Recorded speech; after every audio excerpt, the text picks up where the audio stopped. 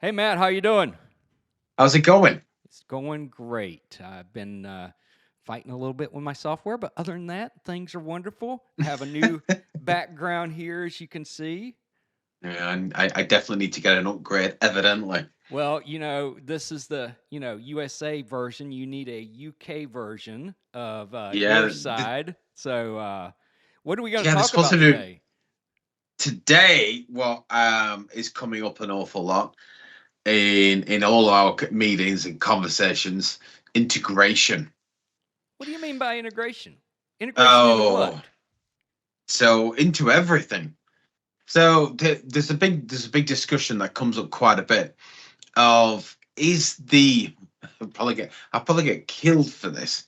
Is the market for exoskeletons just focusing too much on becoming an independent piece, or should exoskeletons be integrated into a bigger perspective, into part of a bigger thing? So if it's soldiers, it's is it part of their gear that they're Hmm. wearing right through to firefighters? Should it be that? Or should it be And the reversed? Should that stuff be integrated into the exoskeleton? You can look at both sides of this, right? yeah, true, true. Um, the trouble is, though, is does that change things? Hmm. I mean, when you approach these things, does it drastically change things? Yes. Could you, so for example, let's say you were going to put an exo into a jacket, a firefighter's jacket, for Right. example. Right. Does it affect the heat? Does it affect, does it really affect their ability to do their job correctly? Should it be separate? Right. Right. And I know we've talked about this a bunch of times, especially with stuff like firefighter gear or bunker gear.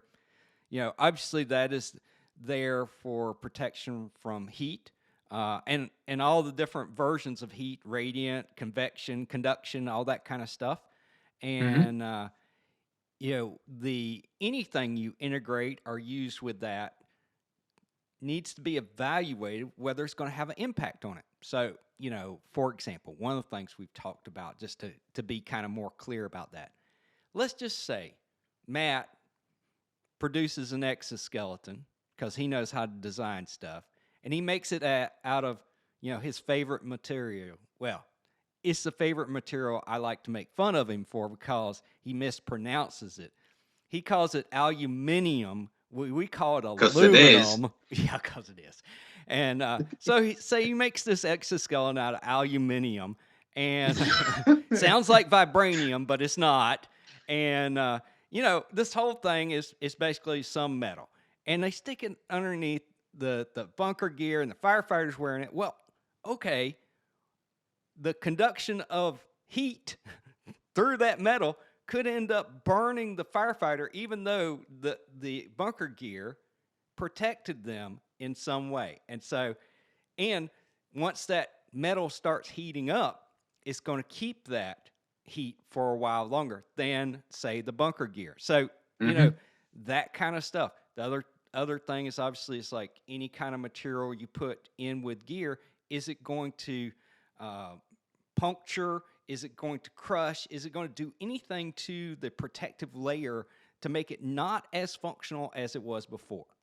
So, So this then comes back quite nicely onto a point that I brought up that nobody likes, but I think is true. Is if you put an exo onto someone, then in that scenario, let's say first response scenarios, I'm talking law enforcement, I'm talking firefighter, or I'm talking military, or sure. something along these lines. So if you do that, is it in fact becoming more of a risk for them to wear it or Right. not? Right. And this is we talk about this a lot of times. We talk about this in many different ways. We talk about it too in using terms like ROI. What's the return on investment kind of thing? Cost benefit ratio. We talk about it in the thing of power over weight. Yeah. All of these things we talk about to get around this idea of performance. And is the performance one simple way, the benefit of whatever the thing is, does it outweigh some of the drawbacks, because everything has some drawback. Hmm. Yeah, exactly. And you see, this is where, in fact, just the other day on a call we had when we were in a meeting discussing terms, I got into a big debate with someone on there. We were talking about if you have an exoskeleton and you're wearing the exoskeleton, Right. if structurally, for example, let's say if you have an exoskeleton that's like a big spring. Right. I think of Jargon's design, for example. But let's say it went around your arm, then that spring compresses. You've got linear force acting here, but then you've got the rotation aspect because it's a spring. Right. If that compresses into it, right now, if you could check that mechanically, which that's what we're all trying to do right now, but if then you're wearing something on the top of that that's integrated, you could surely you've got so many hundreds of billions of possible variables there, Right. which make it such to the degree that someone who's a law enforcement or whoever first response may not even be the wisest thing for them to be even wearing the exoskeleton. Well, and it gets back to the way to simplify this, and we were talking about this the other day too, is system testing.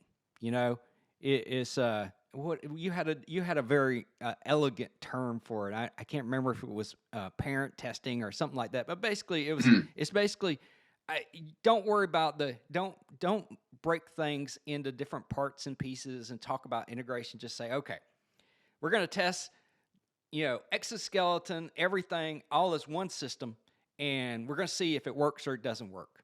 If it doesn't work, Mhm. then we can pull things apart and see why it's not working. But if it works, leave it alone, kind of thing. Yeah. Yes. So the so-called, if you will, exoskeleton dynamometer. Mm. Like you do with a vehicle, you stick it in its scenario. And I'd love to say I owned that term, but it was some guys I spoke to from Instron Oh, and nice. Tinius Olson.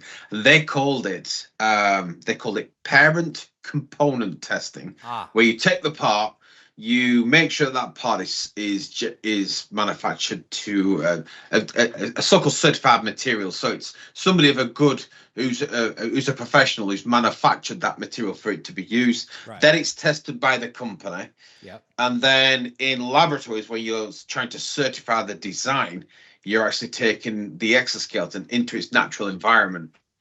And they can't say natural environment; they mean loaded natural environment. So Right. I Well, don't know if it's going to support 1,000 pounds, then you're supporting it with what it's been designed for. right. Right. And this gets back to like this whole integration thing. So say we're we're using it in an industrial setting, or like we've been talking Hmm. about, first responder setting, whatever. And the exo is there to help you move heavy stuff, and you got to wear whatever gear is appropriate to that, whether it's a warehouse setting or first responder. You got to wear this other gear too. So Hmm. the testing has to include these other things, along with, especially the example you were talking about. Okay, we're going to lift 1,000 pounds. Me and that is possible to do with an exo if it's hooked up to pneumatics. Let's Yes, just yes, qualify here. yeah.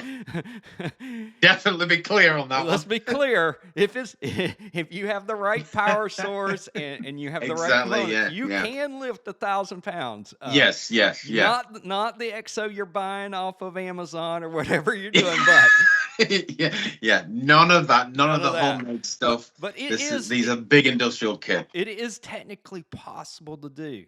The issue Yeah. gets to be is like, okay, even if we solve all these integrations, is it safe to do? And that's the really big question. And that to me gets into the integration also. Can we, if we integrate whichever way we go, exo into the thing or the thing into the exo, can we still say is safe to use? That's what it comes down to me. Mm. So one of our good friends, Carl, on the call just the other day, he drops like thought bombs. So he dropped this thought bomb. I'm like, oh my goodness, what a point! And he was talking about I forgot what the little the building site little truck is called with tracks on it.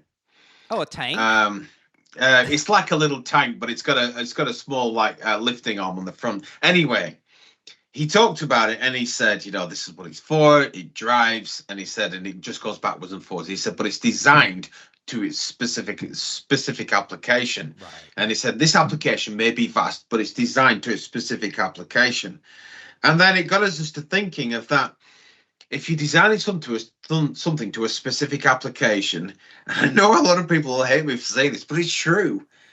Does every exoskeleton fit everything?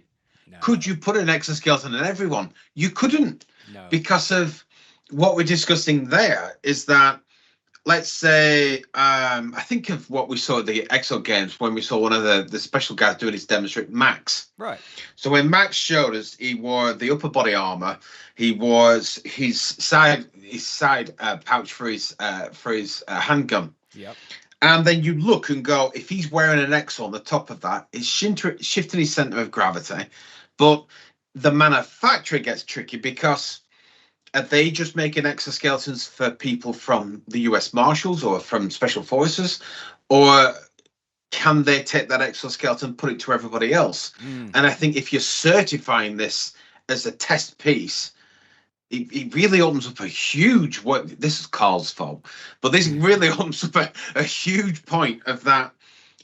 Can you certify this like a dynamometer? So for anybody who doesn't know, you'll build the vehicle and you build the engine, you'll put it onto a dynamometer, you'll do a baseline testing and say it operated at this in these conditions. Right. Then, because we're talking about safety of a human, do you need to run these tests again in application scenario? Yeah. So in other words, what we've got here, what we've been working on.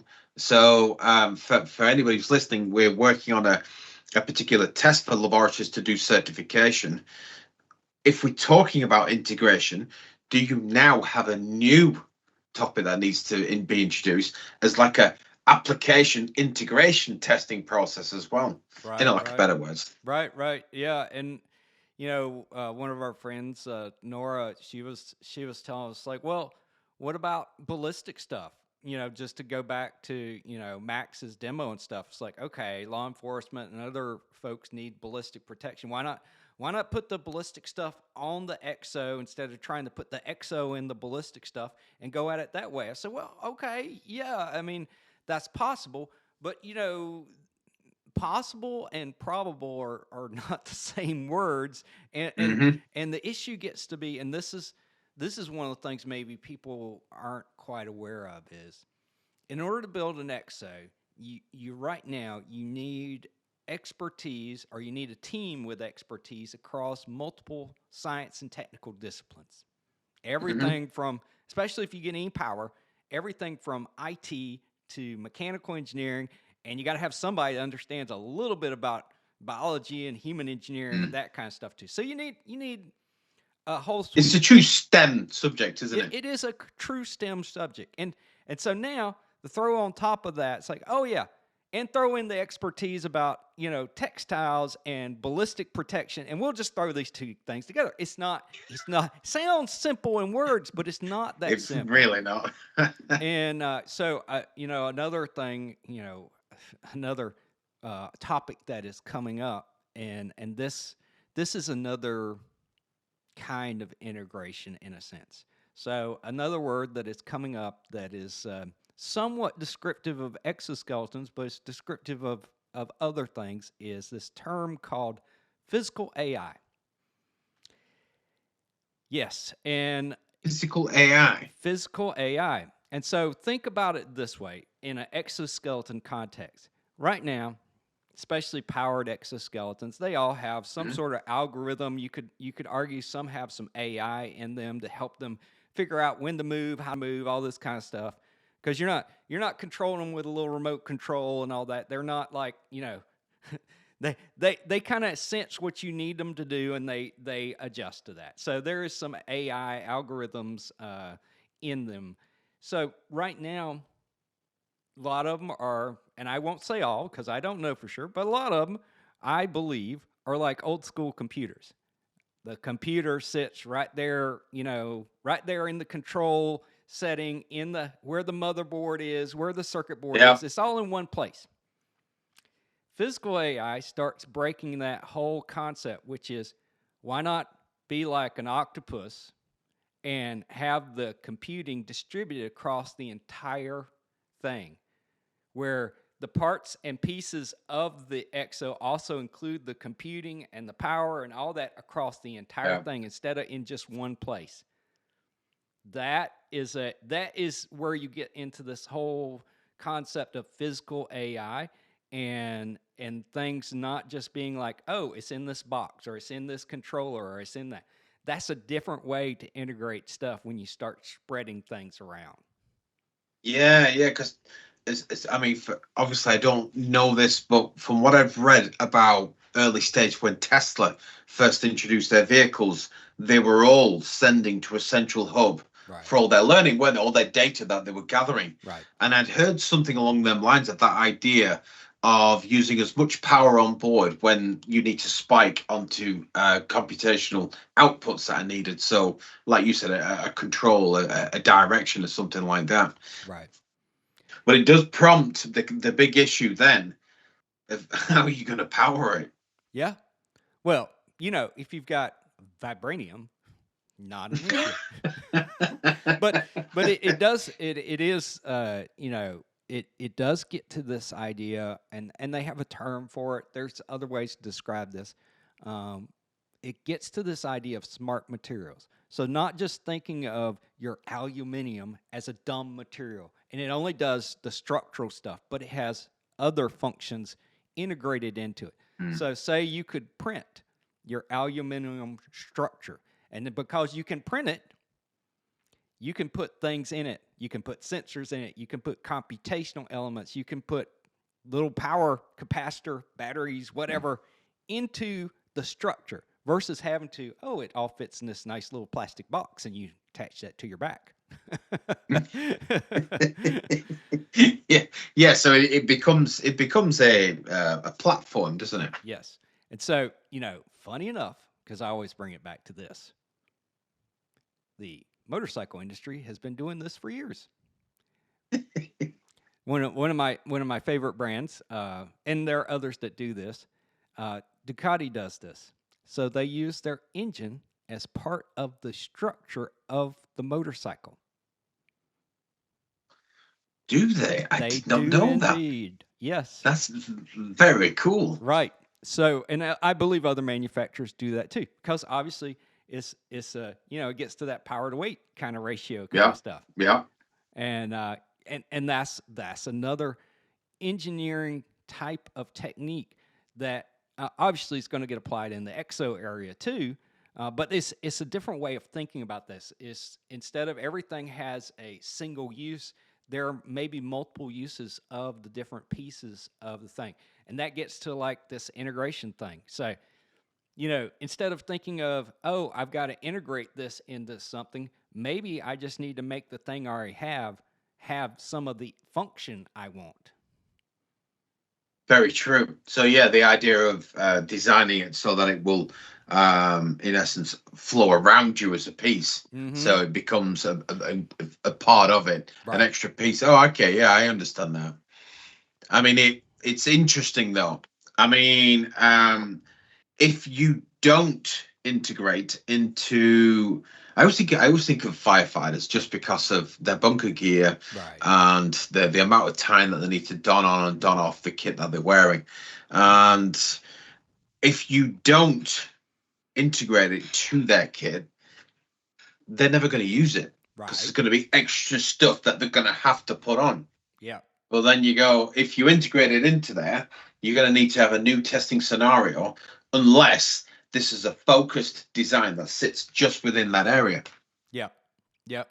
And there's some scenarios where you can make that work, because obviously this is a scenario where, okay, they have most of the time, especially if they're not going to fire calls all the time. Believe it or not, firefighters don't go to fire calls all the time. Most of the time, Yeah. they're going to people problem calls, and it's more medical related most of the time, and it's moving people or extracting people from Yeah. things. That kind of stuff is a more common thing, and those are areas where they may not be per se in their full bunker gear, but they need the help of an exo. But they still, to your point, they still need to be able to get into it and out of it expeditiously. You know? Okay. Yeah, Right. that Right. makes sense. Yeah. So with that kind of context, it's like you got a few options. One option is, they just don't wear an exo.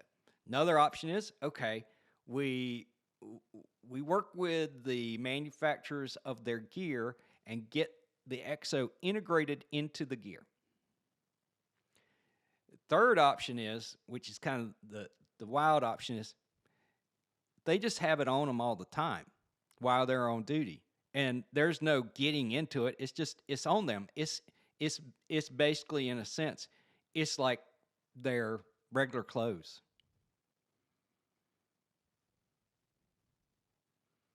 There are variations in between Mm. that, but I'm sort of giving the extreme Yeah, yeah, versions of yeah, this, yeah, you know. yeah. I mean, it's a good point. It is a good point. And this week I spoke with people who do a lot of textile testing, Yeah. and they told me that when it comes to items on items and items, they don't tend to bother. Yeah. What they're really interested in is, they call it seam shearing, Mm. which you know what it's like when you get on a call and you go, wow, I learned something brand new. Yeah. And they talked about that things were being woven, and the failure of a seam just refers to the distance in which the stitches come apart. Right. But they were saying, if you're in the medical world, that they practically don't want any failure on that seam, as if you were talking like from Walmart, and it's going to be a cheap T-shirt that you might get a 1 or 2 millimeters and they'll be fine. Right. That's So amazing. yeah, it really is. It really is, and again, it's all within our remit of our committees that we already operate with. Right. And I'm just thinking, like, the firefighter stuff is like, okay, what if you make an exoskeleton sock?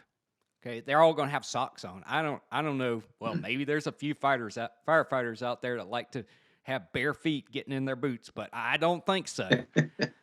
You know, it's like, can you give them something that they already wear, where they don't have to put on something new, but it gives them an additional benefit that they don't already Yeah, have?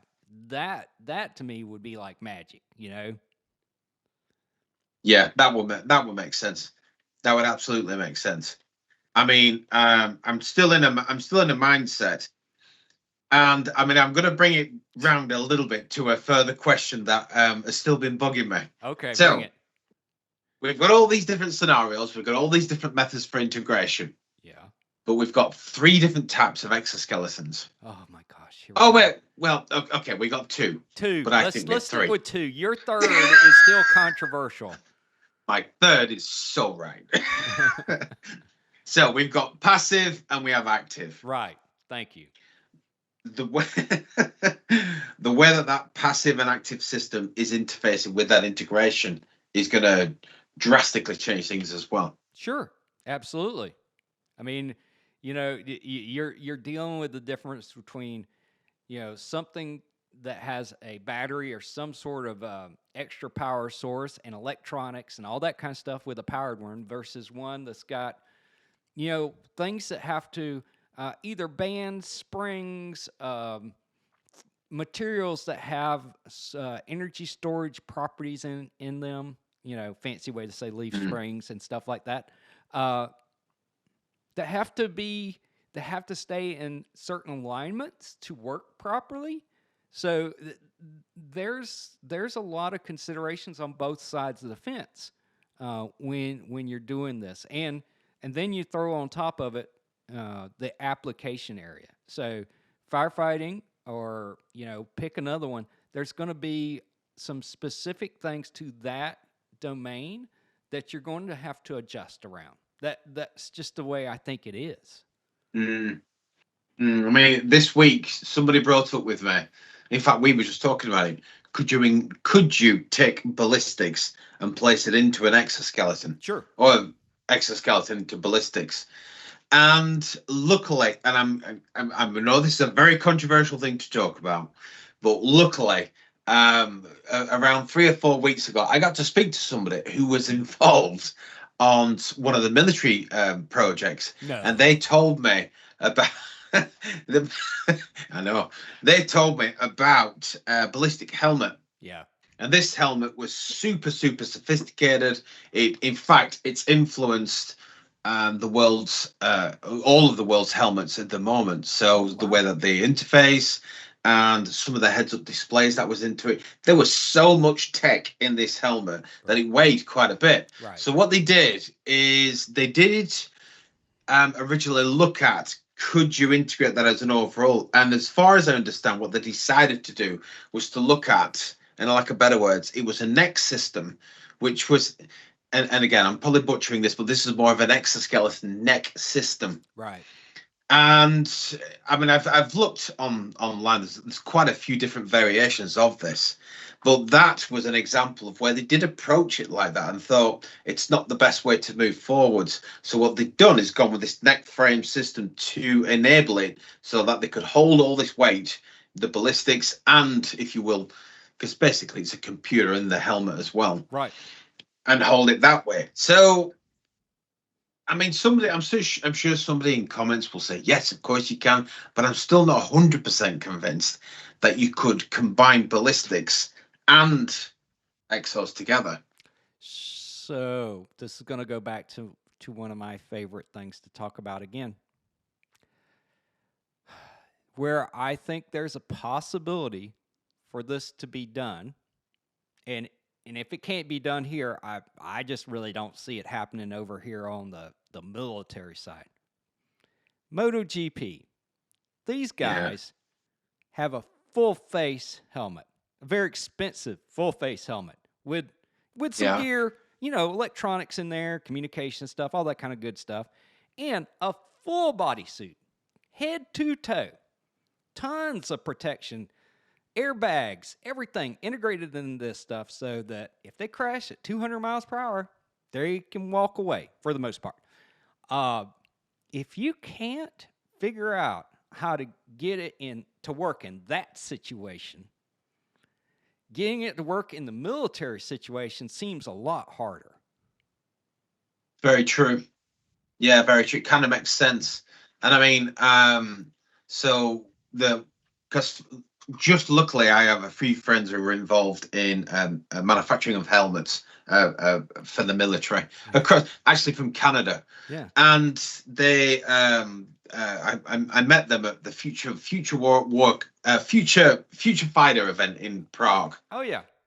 and they were taking me through that aspect of that, the different ways of approach of what they do and the level of work. Because I mean, from my perspective, obviously not being involved in ballistics, I don't appreciate how much goes into it. But Right. when I spoke to them, they went through the many layers of process of putting it all together to get that into one position. Right. But you're right. I mean, when you think of MotoGP, they've got a lot of onboard computing that's actually built into them already, and it's almost everything you want without that ballistic element to it. Well, you So you got just can't. yeah, you've got a little bit of everything. You've got you almost have the ballistic stuff, but it's in a different way because you've got to manage, you know, the friction and stuff if Yeah, somebody goes yeah, down, you know?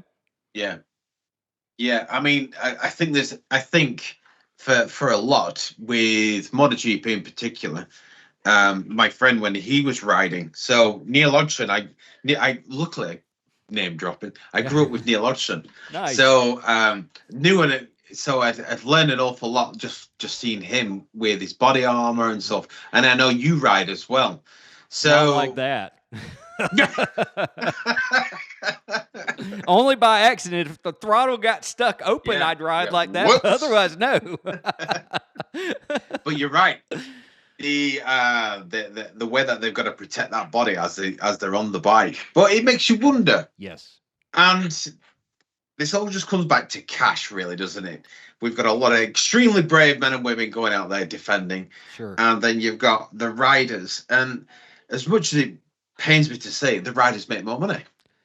Yeah, but riders are also, you know, I get that. It's a good place to test because there is so much money invested into the riding, and there's a high return on that investment. There is, there But is. it's also, it's also a more controlled environment. You don't, It you is. know, it's crazy to say, the Yeah. military Oh my God. environment's a Yeah. super unstructured environment. There's all sorts of different possibilities you have to look at. Yeah. MotoGP, you know Yeah. what it's going to be like. You know where the rider's going to be. You know what Yeah. the track looks like. I mean, you've controlled a lot of these kind of variables. Nobody's shooting at the riders, Yeah. Yet. No, I'm kidding. I'm kidding. I'm so kidding. so so it's a different thing.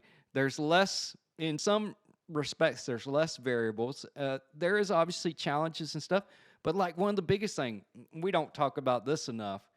One of the biggest challenges with any kind of protective gear, any kind of wearable gear, is heat, and that is another area that is a hyper focus in a situation like MotoGP. You've got to watch the heat regulation of your rider, because if they get overheated on that bike, they are not going to perform.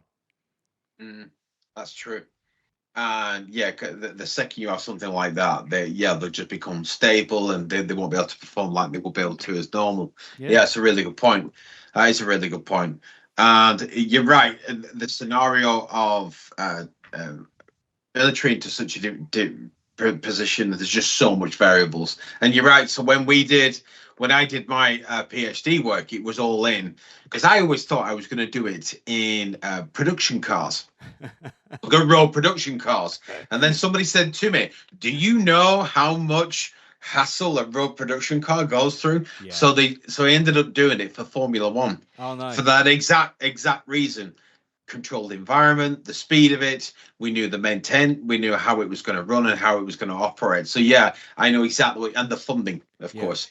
And I think every engineer has these fantasies kind of going into engineering, what they're going to be doing. My favorite is the double E's.